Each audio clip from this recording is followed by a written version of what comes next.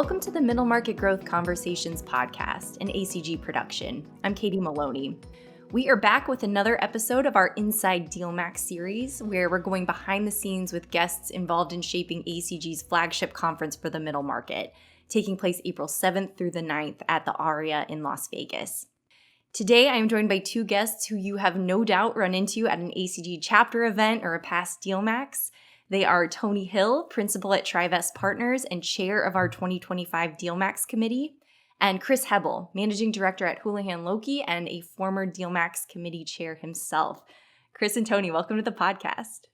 Thanks. It's great to be here. Thanks, Katie. Thanks, Tony, for having me join you on this. So, Tony, let's start with you. Can you tell us a little more about your current role at Trivest and then your involvement at DealMAX and what that looks like? Of course, happy to do that. I'm currently a principal and head of business development here at Trivest Partners. For those unfamiliar with us, we're a mid-market private equity firm that specializes in family and founder-owned businesses. We've been around for 40 years. Today, we have about 100 professionals and $7 billion in assets under management. I've been involved with DealMAX now in a formal capacity for, I want to say, 3.5 years to 4 years. I've been on subcommittees leading up to this, the main committee. This year, I have the distinction and honor of being the main committee chair. And yeah, it's been very rewarding on so many levels. I can't wait, first off, to meet all the other subcommittee members in person in a couple months and really toast to what's going to be another fantastic edition of DealMAX. But along the way, having the opportunity to work with some of the best deal professionals and M&A partners out there, as well as with the staff at ACG who are just phenomenal. It's been a real pleasure. And while I'm excited to pass on the baton to the next chairman, I am going to miss being referred to as chairman every now and then. It has a nice ring to it. But I've been involved with ACG in other capacities as well. I helped co-found the ACG Miami network here about a year and a half to 2 years ago with some really phenomenal Miami-based deal makers and PE professionals and lawyers. Also been a board member on ACG South Florida prior to ACG Miami. So yeah, my career has interwoven and intersected with ACG for a long time. And in fact, I have the distinction of having been one of the few people I know that actually attended ACG Euro Growth back when that was a thing. I don't know how many of those there were in total, but I did get to attend one that was in Amsterdam, and that was really cool. I hope they bring it back someday.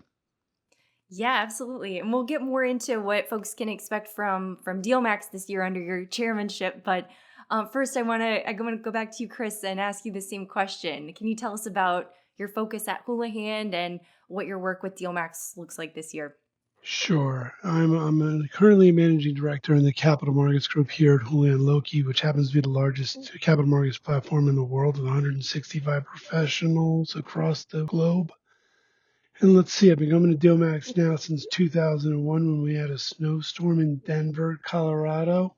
Actually been a conference chair back in 2017, I think, if I recall correctly. Since then, I've been on a subcommittee, the private equity subcommittee since then. And I'm just happy this year I don't have to compete with Tony running the IB committee this year because he kicked my butt last year and grew his group faster than I grew mine. But I think this year I got it cleaned up because he's not around. He's totally turned the tables this year. And by the way, I think he's embellishing. It was a photo finish, Chris, last year. Probably somebody tipped the scales in my favor, to be honest. Yeah, maybe one or two Houlihan people that might have had 50 people at the event last year. Oh my goodness. And Chris, we had your subcommittee co-chair head Ashton Gillespie on the podcast a few episodes ago, so folks should definitely go back and listen to her episode. She's been a wonderful addition to our group, man. She's just a go-getter, and she's young, and she really knows everybody in the market. She's really fun to work with as well. So we asked Ashton, as well as our other guests in this series, what they are watching in the M&A environment leading up to DealMAX. So I want to put that question to both of you as well. What are each of you watching in the deal-making space in the early months of 2025? Tony, what are you seeing and hearing? Happy to take a first crack at that. So we see a lot of deals here at Trivest. We have a pretty sizable business development organization. So last year we saw probably almost 4,800 opportunities. Why do I bring that up? I think it means that, we might be a bellwether of which way things are going, or a leading indicator, any way you want to look at it, from the buy side, of course. Chris has an even further look into the future than we do, given where he sits. But again, speaking from the buy side and from the private equity community, the thing that's jumping out at us the most is we were seeing a big jump in deal flow year over year, about 20% more than we saw last January. I think that's very interesting because, the beginning of a year is always a little bit slower. It takes a while for the machine to reprime. But this year, the fact that, we're way up and it's happening way sooner, because by the way, February is also run rating at an unprecedented clip for us. I think that's very promising. And if that continues, then I think that it backs the consensus that this finally might be the year where the floodgates kind of reopen a bit and we see some nice frothy deal activity. And I guess secondly, just from a more anecdotal standpoint, I'd love to hear Chris's thought on this, but I just feel like the enthusiasm is higher than I've seen it in a long time. I know at the beginning of the year, people always have these very rosy colored glasses on that this is the year. And this year is no different, but it somehow feels louder and more consistent even than in prior years, which, I think that's a good thing because sometimes perception is reality. So I don't know. So far, I'm seeing a lot to like about where things are going. And Chris, what about from where you sit? Are you seeing the floodgates open, and are you seeing the same level of enthusiasm that Tony's seeing? Yeah, so I would say it's just slightly differently than Tony did, which then still very much in the same light, which is I do definitely think that the enthusiasm in the marketplace is definitely still there and growing. I would say sitting at the capital markets desk, one of the things that we see is because interest rates are coming down slightly, with SOFR coming down by about 90 bips already since where they were a year ago. And also because interest rates are tightening up pretty quickly because of the recovery of the BSL market last spring, right? Both of those things have really driven themselves to more deals getting done in the M&A space. I would say LBO volumes on a large scale basis are up, I don't even know, like 65% over last year, as well as, one of the strongest capital raising markets we've ever seen. So those two things that put together really kind of drive themselves to a healthy M&A market. Given that, inclusive of the pitch activity, which I'm hearing about across my firm, which is very strong also. So I think Tony's absolutely right. I think there's a lot of enthusiasm to get deals done in the given years, and it's being supported by the leveraged finance markets as well. Definitely an exciting backdrop for heading into DealMAX as well. You both, of course, are involved in planning DealMAX. We talked about your roles on the committee. So you'll be coming to the conference with your volunteer hats on, I'm sure, but I know that you're also coming probably to get some work done. So I was hoping you could each talk about why DealMAX is an important conference for you to attend and what you're looking to get out of it this year. Sure. I would tell you, listen, I'm hoping that Julian's going to take more than 51 people this year than last, right? Which is really just an incumbency of the growth that my firm's been experiencing, which is really important to all of us. And also, I do think that is kind of this opportunity for me to kind of set the stage for doing more meetings this year than I did last year. Last year, I think I got 50 or so meetings in by myself. It really allows me a platform to see more people than I do on going to, Chicago for a week or Miami for a week. Get a chance to see all these people from all over the country at once really helps me kind of consolidate my marketing practice for the entry to the year. And Tony, I know we're going to be keeping you busy at DealMAX. You're moderating the session with the Red Lobster CEO. You've got a lot of responsibilities as chair, but when you are, in your professional capacity, what are you looking to get out of DealMAX as you attend?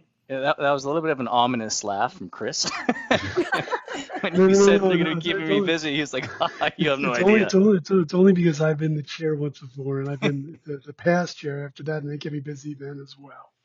Bring it on. We're going to do this. So why do I normally go to DealMAX? It's three things. One is to make new relationships. The second one is to connect and deepen existing ones. And then the third one that, I really like is I feel like DealMAX, given that it's the largest conference out there for mid-market deal professionals, it's like the only place where you can walk around and really pick up on like the zeitgeist of the M&A market. Because It's not just bringing together all the right people, but if you think about the programming, the entertainment, the subjects, all of it is curated because those are the things that people want to, talk about and learn about. So in a way, it's all being packaged up in one place for you to just breathe it in and, say that you were there.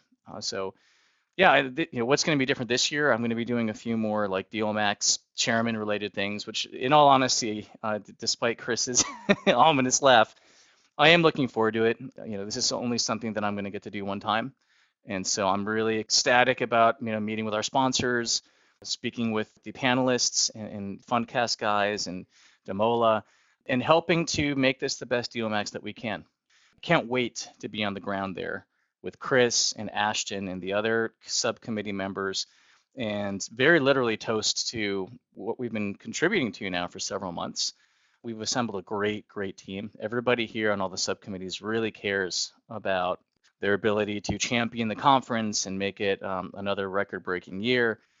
It's a testament to their efforts, and I think everybody deserves like a big high five and pat on the back when we get there. And that I'm not going to miss. That's probably the thing I'm most excited about. Absolutely. And, a big draw for DealMAX for a lot of attendees is the networking, of course. And you both have a ton of experience there from your time, both at DealMAX, Intergrowth before that, and ACG chapter events. I wonder if you have any tips or strategies that you can share about how to approach those conversations. Yeah, listen, I would say always try to interpersonalize all your meetings. Try to really engage somebody on a personal level. Really draws the ability to create friends like I have over the years. And guys like Tony, I'm just getting to know, but I do really know when I ask him about his family and how he is. But guys like Jay Jester, last year's Legend Award, he and I became friends back in 2004. Why? Because we both went to Intergrowth.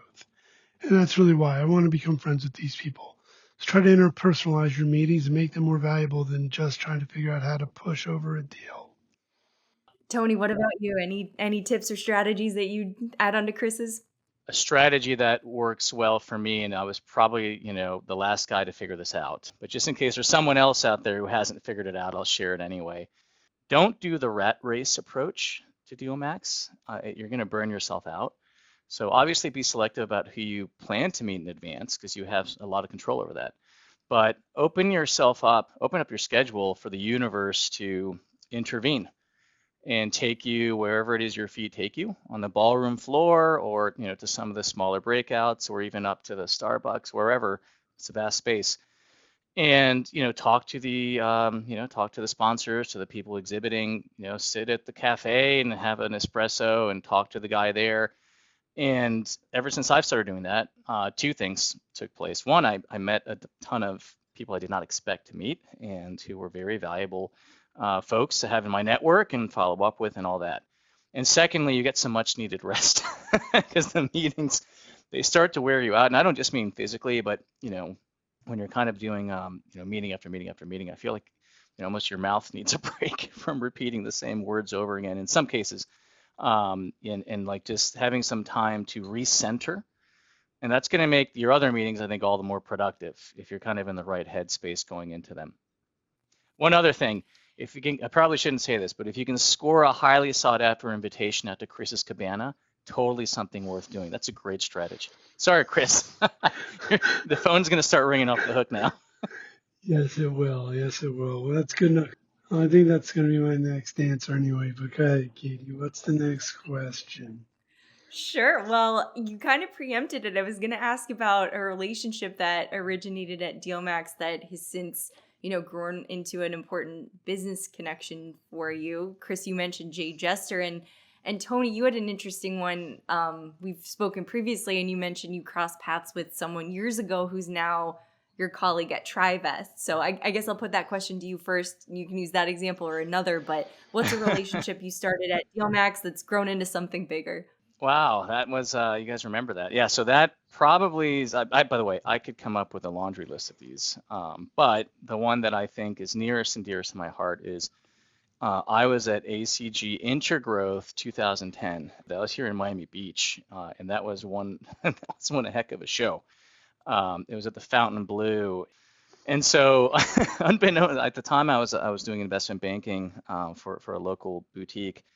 And anyway, I remember bumping into this kind of tall, slender, sharp-looking PE professional, obviously. And I was much younger at the time, by the way. But anyway, I bump into him. I introduced myself. I had a quick conversation with him, and he was super charismatic, and I never forgot it. And then fast forward several years, and that gentleman, Jamie Elias, is a managing partner here, and he heads up our TGIF non-control fund. He's now my boss. One thing led to another, and yeah, I eventually joined Trivest. But back then, who would have thunk it? And what about you, Chris? You mentioned Jay Jester. Is there anyone else who springs to mind that emerged as a chance encounter at DealMAX who now, is a valuable business connection? Oh yeah, absolutely. Glenn Oken and Mangrove, Mark Jones of Riverside Partners, Dave Santoni's now with Audax, but was with Goldman, goes with Agio at the time. Jeremy Holland with Riverside Companies, like all those guys have become personal friends of mine over the years.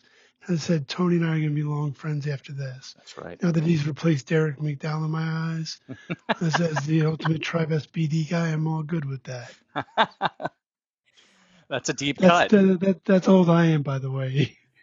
When we record one of these 5 years from now, it's going to be someone who heard about Chris's Cabana on this podcast episode, showed up at the Cabana, and became a lifelong friend to Chris Hebble.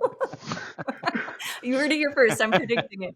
That's probably already happened a bunch of times, by the way. Yeah, right. It probably has. We've kind of been talking around this a little bit, but I did want to ask you both to weigh in on how you would say that DealMAX or even ACG more broadly has influenced your career and your professional life.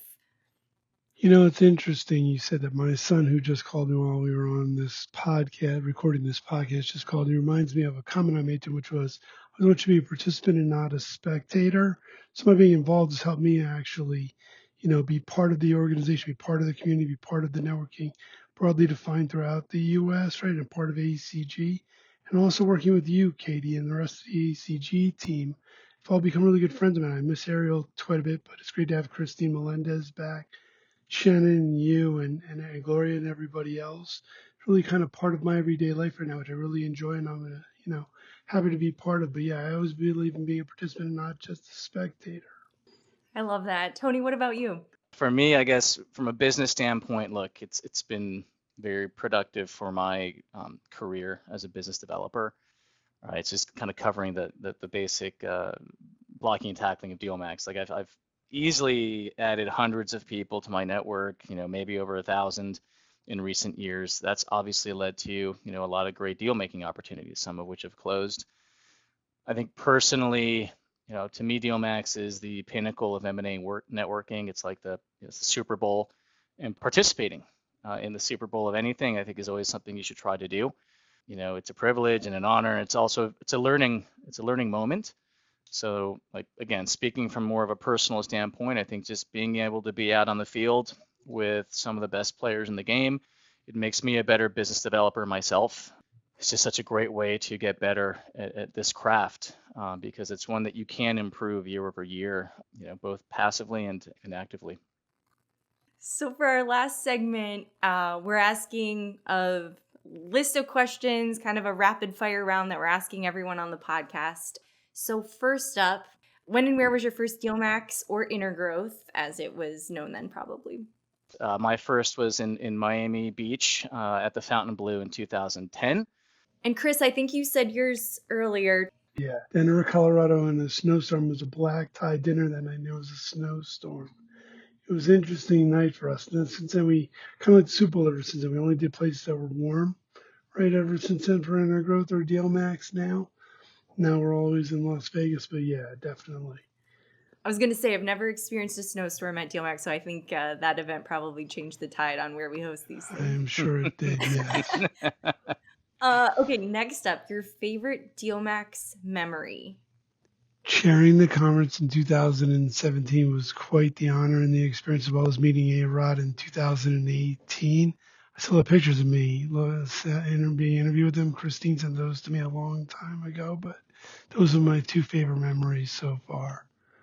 I guess for me, I would normally go with the Jamie Elias story, since I ended up getting a job eventually with him. But what's the second one a second standout is this? So One year, I took a meeting with a friend of mine. His name is Ryan Elpers. He's a KSM.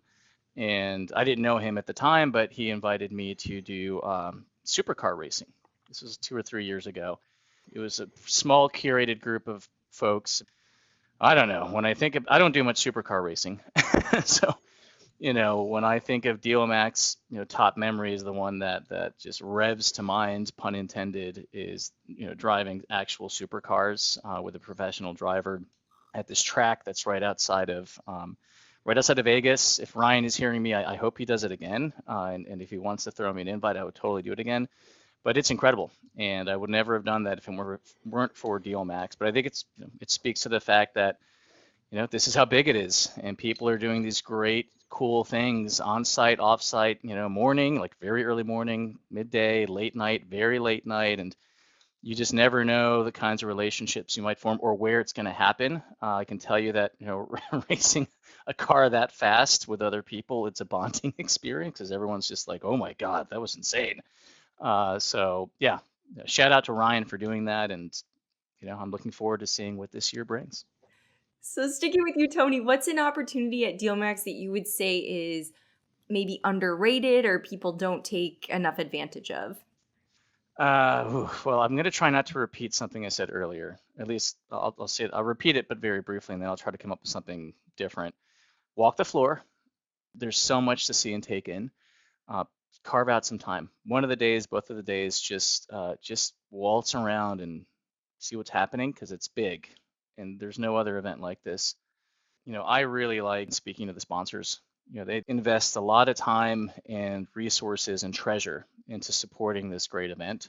You learn a little bit about them, they learn about you, and it's just a nice way of expressing gratitude, I think, for their part in all this. That's a really good one. Chris, what's your underrated aspect of DealMAX?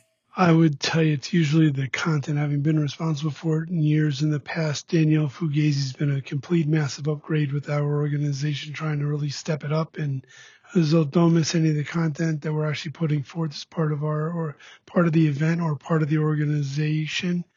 Anything you can get your hands on, come and get the content out of whatever we're presenting. It's a good one.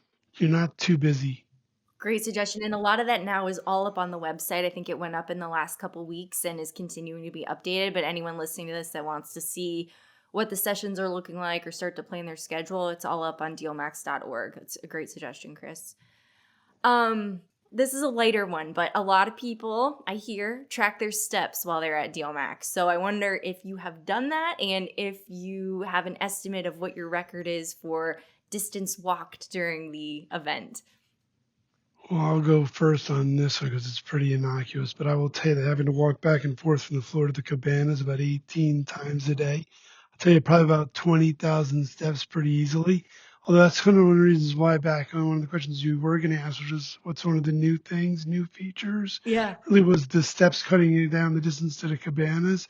That's what I'm looking for. I don't really want to do those because I might cut down my steps about 50 or 80%. Who knows? I was going to say a lot of tiny violins, Chris, so that you would have walked too far to your outdoor sunny meeting space. But I'm glad that will be shorter for you this year. It's a great point, though. I think our team did a lot of work on cutting down that distance because you're right. It was pretty far, and now it's a lot closer. So, yeah, cuts down that time between meetings. I agree. Yeah, look, the distances it's Vegas. They do this on purpose. We all know this. The distances are vast. It's an optical illusion, and everything feels a lot closer than it is. But yeah, you're going to get in miles a day. I don't even, I try to not put in miles a day, and I wind up with miles a day. Although this year I could probably use the extra steps. This is a fitness year for me, hopefully. But yeah, look, even though the distances are what they are, kind of when you're in the thick of things, I feel like you're not even noticing it. So anybody wants some accidental exercise, like another reason to go to DealMAX. You're going to get it not knowing it. And a great excuse to, go crazy, enjoy the great food at Vegas restaurants, which brings me to my next question, which is your favorite thing to do in Las Vegas. Tony, you want to take that one first? Yeah, so I'm going to go with something that, I don't know, probably most people would not. I really like looking at the Vegas skyline at night. So I like finding somewhere where you can do that, and there are places. And, look, there's no other skyline in the world like it. I mean, it's like surreal, beautiful, like full of mystique. And to me, I just love to stare at it and to kind of take it all in, especially at night. During the day, it looks a little bit different, but at night, it is just completely magical. That's a great one. And Chris, when you're not at your cabana and you're out on the town in Las Vegas, what do you like to do? Given I live in LA, it's usually being able to drive in and drive home, which is one of the few things I can do for an event like this. Really, just get in and out of there whenever I want to. So it's not terrible. The other thing I'd love to do is there used to be this Elvis impersonator guy sing at the Golden Nugget in the lounge there. They have two single deck blackjack tables there. You sit there all night long and play single deck blackjack and listen to him. It was great. That reminds me of a future favorite thing I want to do. I've spoken to some guys about this, and Chris, if you want to do this with me, this would be the ultimate team up. But I can't do it this year as chairman. I have other duties to tend to. I always thought it'd be fun to like get a few people together and like do a tour of some of like these really older but institutional, off the beaten path Vegas institutions, casinos, whatever, and just check them out, because I think that part of that the old Vegas world is still there. It's just a little bit off the strip. Yeah, I totally agree. That's a great idea. Yeah, well, speaking of getting out of the heart of Vegas, a couple years ago after the conference, my husband and I drove out to the Grand Canyon. I'd never been before, and that was really cool. So not technically in Vegas, but for me, I think that was my favorite like conference adjacent thing that we Yeah, did. and I've been wanting to do that as well. That's a good one that you mentioned. Also, I think the Hoover Dam is only Yeah. an hour to 90 minutes away or something. Yeah, it's closer than you'd think, and it's amazing going from Vegas to that. But yeah, highly recommend. Okay, next one on the list is your best travel hack when you're flying for business. I know you're both on the road a lot, so what is your go-to travel hack that you want to share with the world? So I'm based in Miami, which means that whether you like it or not, you need to fly with American. Nevertheless, something I discovered way later than most, I guess, is probably the what's called the mileage upgrade. And so I think a lot of people may not know this, but you can just book a regular flight, and then sometime before the flight, you just call American. You say, hey, I'd like to put my name on the mileage upgrade list. And that just means if something opens up, they will actually put you in that nicer seat ahead of people that actually have status for just a tiny token fee, like almost nothing. They don't seem to market that, but I've done it several times. And again, for you American flyers out there, and worth trying if you haven't. So mine is always get to the airport early and take a few minutes to relax, get to the bar. People watch is one of my favorite things to do. Give myself about 90 minutes rather than just like 18 minutes, right? And there's just sitting there, just decompress for a few minutes. I'm about to jump on a plane and probably work the entire time as I log into Wi-Fi. I'll take a few minutes right before no one's going to wonder where I'm looking, whether I'm parking or whatever it's going to be. So why not just take a few minutes and just decompress? One of my favorite things to do. Well, now they know you're not parking, but I do like that as a tip. We're just revealing all the secrets here. No, I like that a lot. I think that's because you're right. It's like easy to just kind of like charge hard the whole time, but I feel like sitting, taking a breather, taking it in, watching people at the airport. I love people watching at the airport, whether it's amateur hour, travelers, whatever it's going to be, is certainly one of my favorites. But That's a really good one. So if you could pick anyone in the world to sit next to on your flight to DealMAX, who would it be and what would you talk to them about? And I'm going to go to Tony first because this is a much more consequential decision for you, I guess because Chris is not flying, but either way you would have the longer flight. I could actually drive somebody by Uber. Yeah, okay, yeah, we'll frame it that way for you, Chris. Ooh, I think this would vary by the minute, the answer to this question. But yeah, I think it would be somebody like Sam Altman, like the founder of OpenAI. I would just want to be able to pick this guy's brain on like where are we, where's that, what's up in the future, like a year out, like 2 years out, like 5 years out. Because I doubt anybody knows what's 10 years out, but like tell me everything you think is coming down the pike, and I would just shut up after that and let this guy talk the entire flight. I probably would be terrified at everything he says. There's a chance maybe I'll be like, oh, that actually sounds nice. But if nothing else, maybe he could finally help me figure out how we can use AI to like source deals ahead of the competition, since I'm still working on that. That's a great one. I love it. Okay, Chris, who's sitting in your passenger seat on the drive from Los Angeles to Vegas? I would have said any of the guys that are the guys that do Smart List, Jason Bateman, Sean Hayes, or Will Arnett, right? Those three guys. They crack me up every Monday morning when I'm driving to work. I just can't help but laugh my ass off. Three of those guys, the way they just beat each other up during their opening remarks, whatever it is, they're just comical. I just had the mental picture of you driving and the three of them in the back seat on your Yeah, way in to the back of DealMAX. my Prius. Don't In tell the back of your anybody. Prius on the way to the Aria. Exactly. So, Tony, I want to keep your walk-on song a surprise, so I'm not going to ask you this one. But, Chris, since you were a former chairman of DealMAX, do you remember what your theme music was when you went on stage that year? Yes, it was Justin Timberlake's I'm the Man. Love it. Tony, hopefully that's some good inspiration if you haven't chosen your song yet. And next year when we talk, we'll have you recount it, and everyone can wait in suspense to see what you walk out onto. Yeah, I'm afraid we're not going to be tipping the hand on that yet. Totally understand. Last question I have in our rapid fire round. For someone who's on the fence about attending DealMAX this April, what would you say to convince them? Why should they come? I would probably just say, which I do say to people all the time, you got to go at least once. If you work in this business, you have to go because you just don't know what you don't know. So get out there once, no matter what, it's going to be a good experience. Is it one that, you ultimately decide, it wasn't worth it, fine, but, it's going to be a very worthwhile experience, even that one time. But I am convinced anybody who goes, goes back. It's hard to avoid the siren call of DealMAX when you start seeing those calendar placeholder emails go out. And I think the statistics bear that out. I mean, people come back, so there's definitely something to it. Chris, why should someone come? Tony Hill. Sorry. Oh my gosh. On that the whole interview. I've been saving that up, Tony. You had to know that was coming. All right.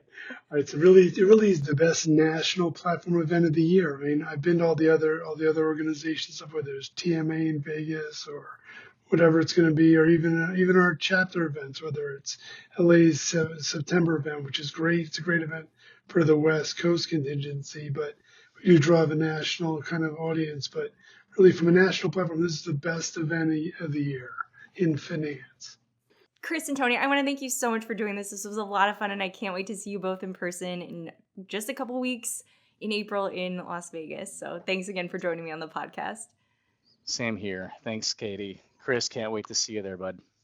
Same, my brother. You as well, Katie. Thanks for having me. Absolutely. And for anyone listening, take the advice of Chris and Tony, sign up for DealMAX. You can do all of that. Check out the agenda, register for the conference, all at DealMAX.org. So make sure to go do that soon and book your spot for this year's event.